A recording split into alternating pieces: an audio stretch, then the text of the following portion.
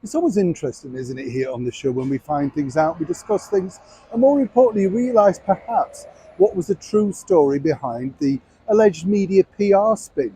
If you recall, quite a while back now, we reported first here on the show exactly how the former actress Meghan Markle, wife of the Duke of Sussex, Prince Harry, requested a one-to-one meeting.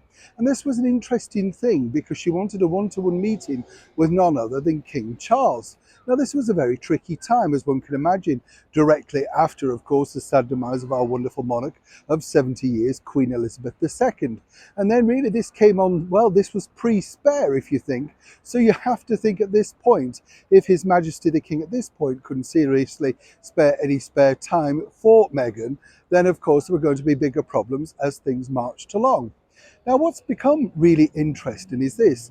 August, I'm not sure what it's like in your part of the world, but over here in the United Kingdom is known really as the very quiet month. It's the sort of thing you can get maybe headlines with that you wouldn't normally get headlines with. And this is really what Harry and Meghan have seized upon.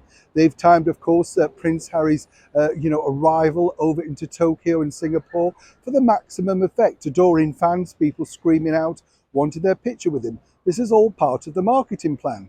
Of course, in the early part of next month, then Harry goes off to Dusseldorf in Germany for the Invictus Games, which we already knew about, but as we told you first you were on the show, Meghan's politely declined the offer to go to Tokyo in Japan because she doesn't want to be away from her children for that extensive period of time. No word yet, though, on whether she's deciding to take them with her to Germany for the Invictus Games, or indeed how long she's going to stay for. Possibly for the opening and the closing, get the PR, and then skedaddle off. But here's the deal, you see. As now Harry's reeling, as we told you, from the removal of his HRH title, and one, of course, that he used recently, well, you see, Meghan herself really wanted to meet with the King for reassurances about not their titles in the future. Apparently, she's not too fussed about the title. She believes in brands. She believes that people know who she is, and of course knows who's Prince Harry are. But more importantly, she wants to be sure that her children, Princess Lily and Prince Archie, will still remain with those titles.